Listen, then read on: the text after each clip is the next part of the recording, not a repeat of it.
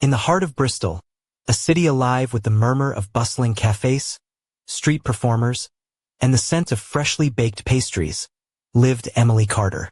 At 29, she was a graphic designer whose days were painted with vibrant hues and imaginative shapes, a stark contrast to the storm brewing quietly beneath her calm exterior.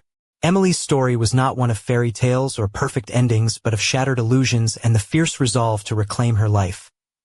Once upon a time, there was James Bennet, a man whose charm could light up any room, much like Bristol's iconic Clifton Suspension Bridge at sunset. James had been Emily's college sweetheart during their days at the University of Bristol. With his easy grin and a laugh that seemed to echo down the cobbled streets of the city, he was the embodiment of promise and ambition. As a rising star in the local property market, James was the perfect partner, or so Emily believed. For 3 years, their lives intertwined like the winding paths of the Avon Gorge. Late-night curry runs in Stokes Croft, weekend hikes along the Mendip Hills, and lazy Sunday mornings tangled in the sheets of their modest flat above a buzzing cafe in Montpelier. Emily imagined these moments as the foundation of a future filled with warmth and laughter, snapshots destined for a family album. Yet beneath the surface, cracks were forming. James was restless, always chasing the next lucrative deal or the thrill of success. Emily caught fleeting glances of his distraction. A phone screen held too long, eyes clouded with secrets. But she brushed off the unease, chalking it up to the normal ebb and flow of relationships. The night was set. A celebration in a rustic warehouse venue along the harbourside, draped with fairy lights and filled with friends, laughter, and the aroma of artisan pies and local cider. A folk band played softly in the background as James took center stage, microphone in hand, his smile brighter than the string lights overhead. Emily's heart pounded as he knelt, revealing a diamond ring that sparkled like the stars above the Avon. The crowd erupted in cheers. Tears blurred her vision as she whispered yes, her voice trembling but sure. In that moment, she believed her life had found its perfect rhythm. But the music faded into a distant hum when Emily slipped out into the courtyard for a breath of air. The cool night wrapped around her as she leaned against a stone wall, the twinkle of fairy lights soft against the dark sky. Then she heard it, voices urgent and hushed, turning. She saw her younger sister, Sophie, a woman with glossy chestnut hair and a confidence that once inspired Emily, locked in a kiss with James. Their bodies pressed close, as if the world had shrunk to just the two of them. Emily's world tilted. Her breath caught in a silent scream, heart shattering like glass underfoot. Sophie's eyes met hers for a fleeting second, a flash of guilt twisted by defiance. James looked torn, panic flooding his face as if he'd been caught in a nightmare. Emily didn't wait for explanations. Her heels clicked sharply against the stone as she fled back inside, past stunned faces, through the doors, and into the night that swallowed her whole. By the time she slumped behind the wheel of her car, hands trembling so fiercely she struggled to turn the key, the city lights blurred with tears. She drove aimlessly, a ghost in the streets she once called home, until exhaustion claimed her in a cheap hotel near Bristol's harbourside. There, amidst flickering neon signs, Emily lay broken in a party dress, the weight of betrayal pressing down like the damp stone walls around her. Her phone buzzed. Messages from Sophie and James, apologies laced with twisted declarations of love. Words that stabbed deeper than any wound. 3 years of shared dreams reduced to ash. And yet, beneath the ruin, a fierce ember of resolve kindled. Emily would rise from this heartbreak, but the path ahead would be anything but smooth as dawn crept over the city, painting the sky with bruised purples and gold. Emily knew one thing: this was only the beginning. The real battle was yet to come, and somewhere in the shadows of Bristol's winding streets, a secret waited to unravel, one that could change everything. End of part 1. The morning light spilled into Emily's new flat in Southville, casting long shadows across the hardwood floors and illuminating the delicate curve of her silhouette as she stood by the window. Draped in a silky, deep emerald blouse that caught the light with every subtle movement, and paired with tailored black trousers hugging her slender legs, she looked every bit the image of quiet strength. Her chestnut hair cascaded in loose waves, framing a face still marked by the remnants of sleepless nights, yet glowing with a fragile determination. On her wrist, a slim silver bracelet caught the sun. A gift from Elma, her sharp-tongued best friend who had been a lifeline through the storm. Emily sipped her coffee, the bitterness grounding her as she gazed out at the city skyline. The hum of Bristol below was both a comfort and a reminder. Life moved on, with or without her. That afternoon, the ring she had tossed into a ceramic dish shaped like a leaf sat heavy in her thoughts. Its sparkle was a cruel reminder of promises broken and trust shattered. But Emily had learned that sometimes, strength wasn't in holding on. It was in letting go. Elma burst through the door like a storm, her flaming red hair a wild halo around her freckled face. She wore a leather jacket over a vintage band tee, ripped jeans, and boots that clicked defiantly on the floor. Bristol's finest drama queen has a new address, she teased, dropping a bag of tacos on the kitchen counter. And an even better comeback story. Emily smiled, the corners of her lips trembling. You always know how to make me laugh. Someone's got to, Elma said, sliding a taco into Emily's hand. Besides, you're not exactly the quiet type. The two friends settled into the worn sofa, the scent of spicy salsa and melted cheese filling the air. Elma's laughter was a bomb, sharp and raw, cutting through the heaviness that clung to Emily like a second skin. But beneath the jokes and banter, Emily's mind churned. The memory of the night she found James and Sophie, her sister, locked in a kiss played on repeat. How had everything unraveled so quickly? How had the people she trusted most become strangers so cruel? Later, as the city lights flickered on and the sky deepened to midnight blue, Emily's phone buzzed with an unfamiliar number. She almost ignored it, but something, a whisper of curiosity, or perhaps a warning, made her answer. Emily? The voice was hesitant, trembling. It's Mrs. Thompson, from down the hall. Emily's brow furrowed. Mrs. Thompson was the elderly widow who lived 2 doors down, known for her sharp eyes and sharper tongue.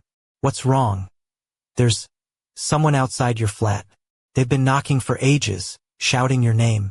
They don't look right, dear. I thought you should know. A cold shiver ran down Emily's spine. Her mind raced. Could it be Sophie and James? Or worse? She grabbed her coat, heart pounding like a drum, and stepped into the night. The streets were slick with rain, the neon signs reflecting in puddles like fractured jewels. The entrance to her building. 2 figures loomed.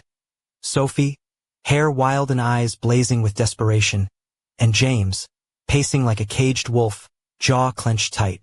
The air crackled with tension, the quiet night shattered by their voices.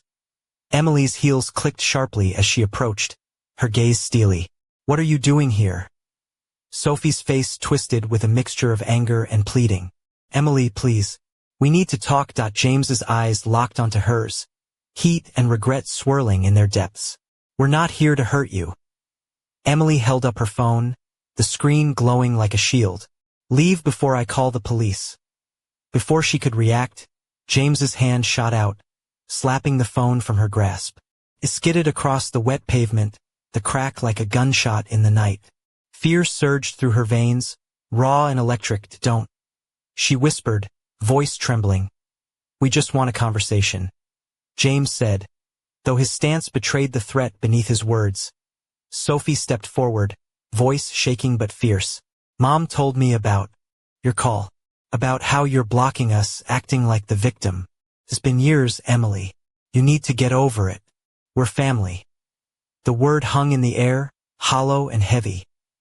Emily shook her head, fury igniting. You show up uninvited, threaten me, and then tell me to get over it? You're insane. Sophie's hand shot out, shoving Emily hard against the wall. The breath whooshed out of her lungs. You owe us, she hissed. We're family. You don't get to walk away. Emily's instincts screamed to fight back, to make them feel even a fraction of the pain they'd caused. But she held herself still, trembling with fierce restraint. With a sudden lunge, she snatched her phone from the pavement and bolted to her car, heart hammering. Tires screamed as she peeled away into the night, adrenaline flooding her veins. Safe for now, but the war had only just begun. End of part 2. The following days blurred into a relentless cycle of tension and unease.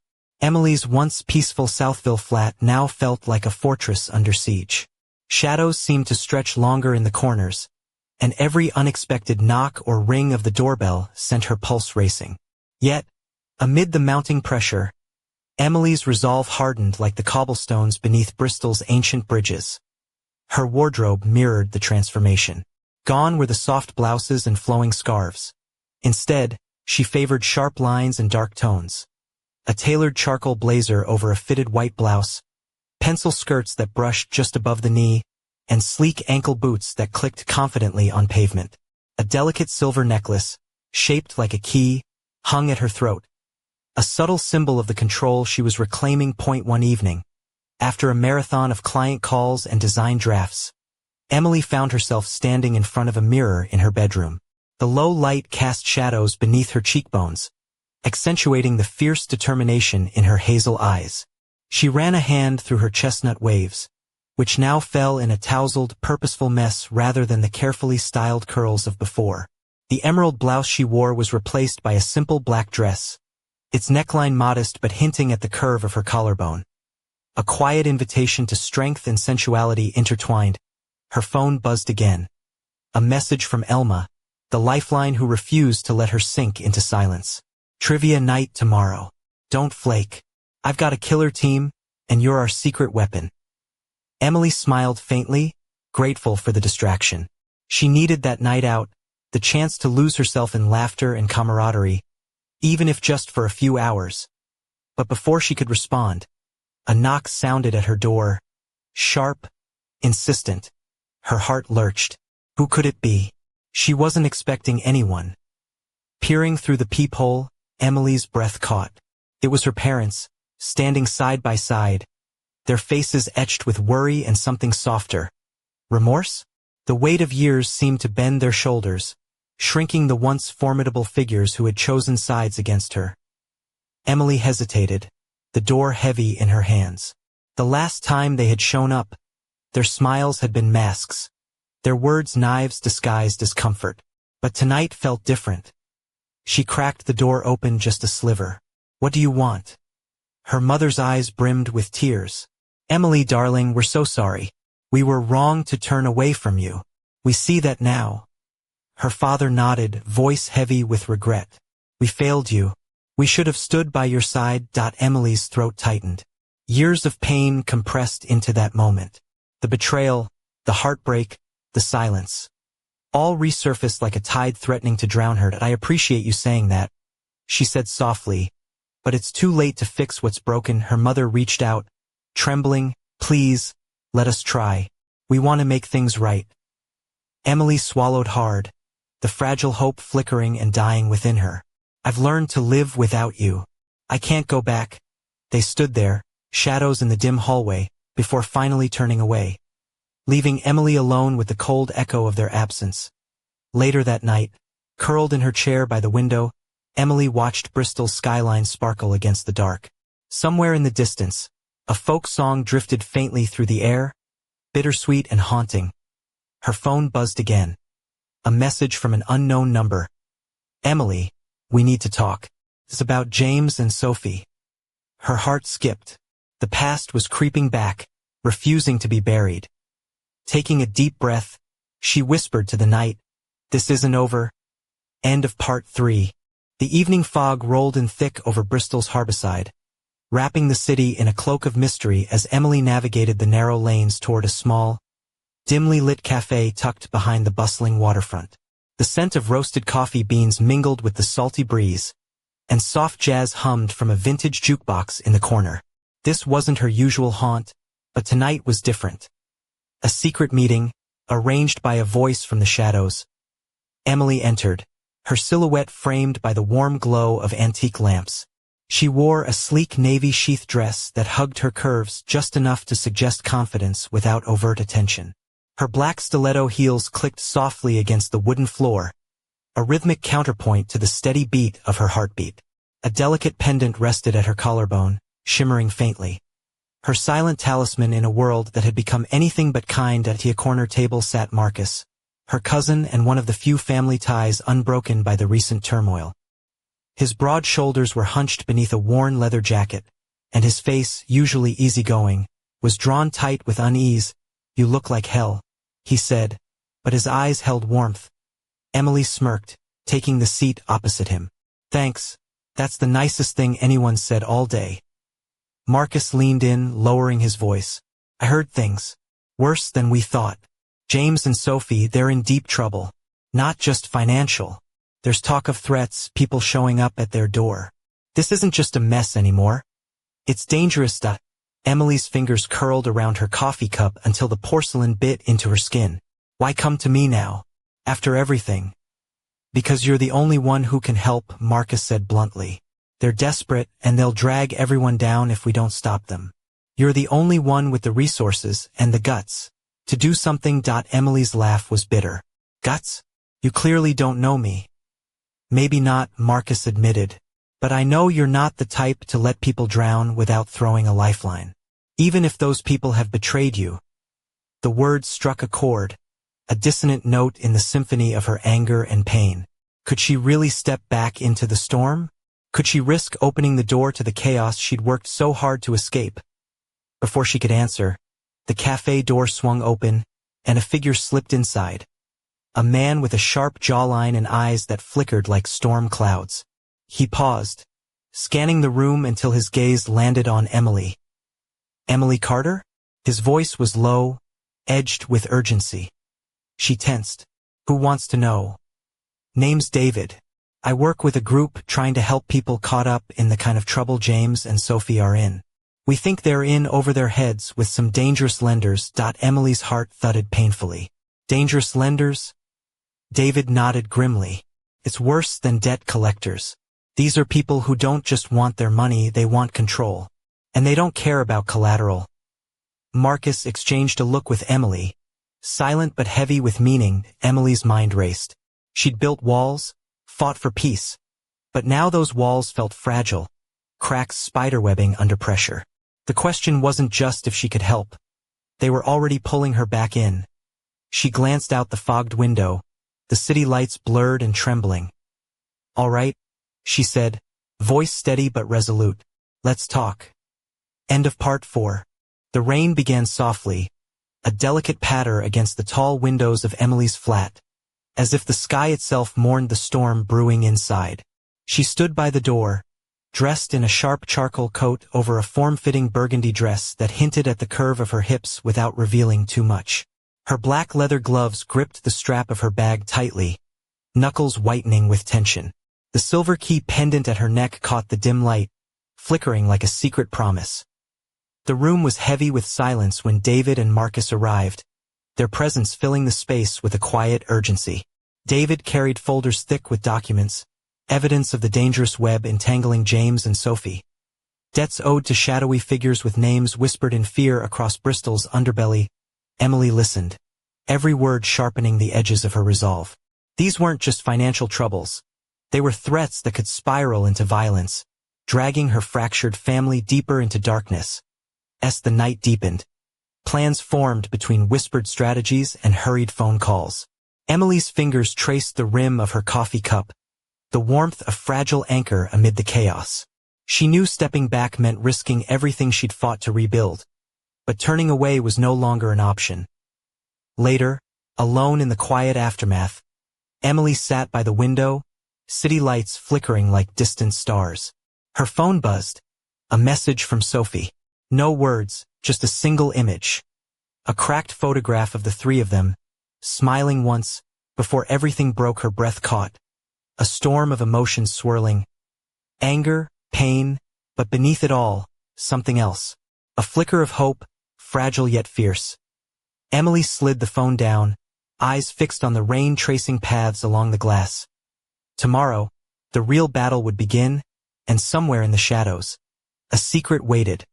One that could shatter everything she thought she knew. End of part 5.